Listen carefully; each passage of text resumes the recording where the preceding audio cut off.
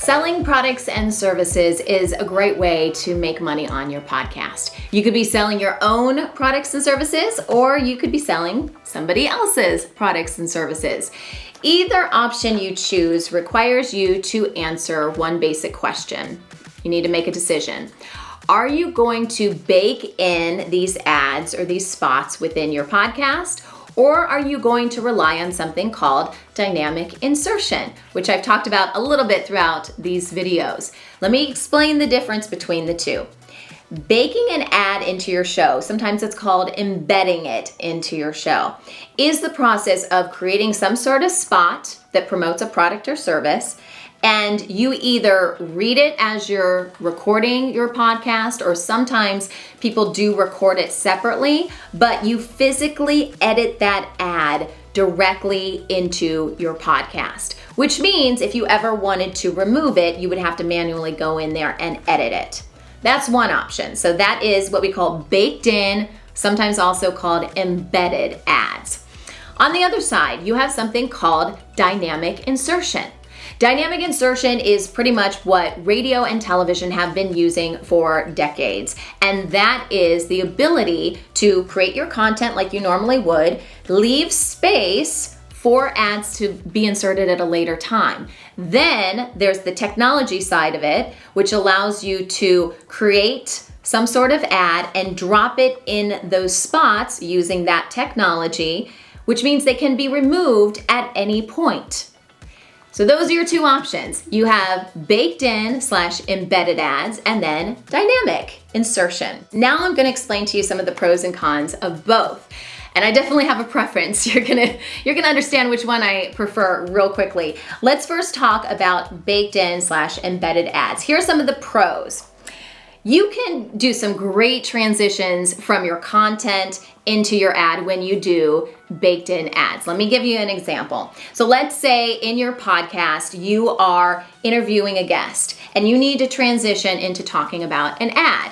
Well, if you're recording all of this when you record your episode, you can kind of weave in just a natural flow from that interview to the ad. In fact, some of the best podcasts out there that do this really, really well, they'll throw in jokes, they'll kind of shoot back and forth with their co-hosts, they'll make it fun, maybe there's some inside jokes of things that happened earlier in the episode, they'll throw that into the ad, and they're really just kind of mixing content with the ad, and it creates a really great experience for the listener. And if a listener has a great experience, if they're having fun with the ad, because let's be honest, how often are ads actually fun?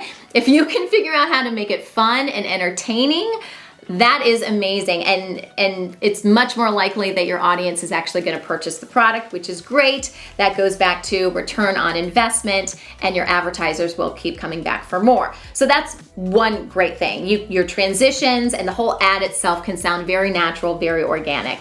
Another great thing is no additional tech is needed, right? Tomorrow, you could get started doing one of these ads. You could create your own ad for your own product, insert it into your show, or record it directly into your show. Boom! Now you have an ad. Nothing additional is required. No additional tech is needed. Let's talk about some of the negative sides of this. If you record something into your show, it's always in there. Unless you physically go in and edit it, and who's really going to do this? It's going to stay in there, right? Now, we know podcast audiences don't just listen to your most recent episode. They could listen to your very first episode. And in my case, my very first episode for one of my podcasts was like 7 years ago. Now, I created that 7 years ago, but that content is still good. And that audience member, my avatar, is still interested in that content. Well, what happens in that first episode if I promoted a product or service that's no longer available? What if the whole company doesn't even exist anymore? I mean, it made sense when I launched it, but it doesn't really make sense now. Still, my avatar is listening to that. So the company may not exist, or even worse, I promoted a promo code, and they went to the website, found a product they like, went to checkout, tried to enter a promo code, and then it didn't work. How many people know that reflects poorly on the advertiser, and that reflects poorly on your podcast? You wasted your audience's time And in doing that, you may have just lost a listener because there's literally a million other podcasts they could be listening to. So because the ad stays in the episode, that could be problematic. Now, look at this from a business point of view as well. The advertiser paid you one time, to put that ad into an episode. And it was probably based on how many people were listening to your podcast at the time. But let's throw this scenario out. What if a couple years down the road, that episode gets picked up, someone blogs about it, and it just blows up. It's just out of this world, brings in 100,000 downloads, additional downloads. You're not gonna get paid a cent more, even though you're still promoting their product. They're gonna benefit probably because 100,000 more people just heard that ad. You're not gonna get paid a dime more. So you gotta sometimes put on your business hat when looking at some of this. So that's a little bit about baked in / embedded ads. Now we're gonna transition and talk about dynamic ads. It really should have like this shining halo around it because this is where you're gonna make most of your money. It does require a little bit more effort up front. It does require a little bit more money because we are using technology to do this. But I have made so much more money doing dynamic ads than I ever did with the embedded / baked in ads. And the reason is you can monetize your entire library of content.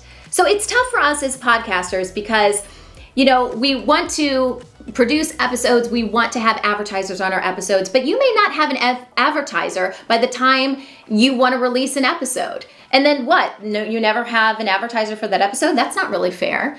With dynamic ads, you're putting those ad markers in your show for all of your episodes. So when you get a new advertiser, literally they can advertise on all your episodes. Doesn't matter if it's episode number 1 or episode 201, you're still making money on your entire library of content, assuming that your episodes have those little ad markers in them. And you can make a lot more money doing that because the more episodes that you create, the more your downloads, your total amount of downloads are going to be per month because it's the more opportunity for listeners to download more content. So your numbers are growing. You're growing because you're increasing the amount of episodes. And again, they can advertise literally on all of your podcasts, not just your most recent one. The problem that we had with baked in ads is not a problem with dynamic ads because an ad doesn't stay in your show. You create a campaign, you tell the system that this ad should run between this date and this date, or it should run until it reaches X amount of impressions or downloads, then it turns off. Bye-bye. No more, old companies being promoted that don't even exist. No more expired promo codes. That is a thing of the past. Another thing you can do that's really great with dynamic ads is because you have this ability to drop things in and take them out whenever you want, you can be really, really accommodating to these advertisers. Let's say they want to switch up their ad quite frequently. You could do that. It's not a lot of work to kind of change up an ad, or even better, let's say that they have a special deal or a special sale coming up, but it's only for Mother's Day and they only want it promoted between this date and this date. You can now accommodate that. You could never accommodate that with the baked in ads because you need the ability to drop in an ad, play it for a specific period of time, and take that out. The more flexibility you give advertisers, the more they're going to want to work with you. Sometimes you're going to come across advertisers that want to narrow in who's actually listening to the episode. Let's say, their customers are only from a certain state or a certain county or a certain zip code. With dynamic insertion, you can tell the system only play this ad if people are located in these areas. You can get very specific. So you've just opened yourself up to working with local advertisers that before may never have been interested in your show, but you can guarantee them that only the customers that fit their demographic, that are in their area, are gonna hear the spot. So that's amazing. The other nice thing about dynamic ads, and again, you gotta put on your business hat for this, but this is the idea that when someone listens to an episode, but they stop before they hear an ad, right? So they stopped somewhere before your ad was inserted. then it doesn't count towards the fulfillment of that ad. So let's say, you promised that, this ad was gonna bring in 20,000 downloads or listens or something like that.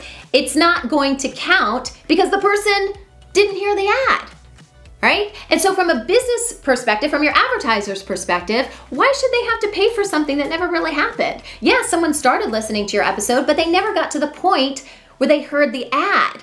So that's great. And believe it or not, that's good for the podcaster too, because you want a strong return on an investment for your advertisers, for the people you work with. That's how you build good rapport. That's how you keep advertisers coming back so you don't have to find more and more advertisers. So while at first you may be like, oh man, I missed out on an impression or a download. No. This is about helping the advertiser. And you want the information, the statistics, the numbers to really know what's happening with the ad. So advertisers really like the fact that if the ad doesn't actually play because someone didn't listen long enough in the episode, it's not going to count towards fulfilling that campaign. One downside of dynamic advertising is it does cost a little bit more money. Again, this is done through your podcast host provider, and not all podcast host providers allow for dynamic insertion. Sometimes they don't have the technology to support it, but there are some that do it really, really well. And if you guys remember, we did the video on finding a podcast host provider. Option 2 is what you're going to want to look at. Option 2 on that list allows for dynamic insertion. They do it extremely well. It happens to be the service that I use for my podcast, and it does cost a little bit more money. But I promise you are going to end up making that money back and a lot more because of the functionality that dynamic ads gives you. Another potential issue with dynamic ads is the ability for an ad to come off kind of stale, right? You do need to make sure you change up these ads. Don't just write one ad and then it plays for 3 months. Like, that's really boring. Anytime someone listens to your episode, they hear the exact same ad. There are things that we can do to make it more interesting. We can actually rotate ads and do some interesting things like that. But it does take some initiative on your part to create different ads, to change them up a little bit and make it sound as good as it possibly can. So that is the breakdown of baked in / embedded ads versus the dynamic insertion. The choice is yours, but choose dynamic. Sorry, did I just say that?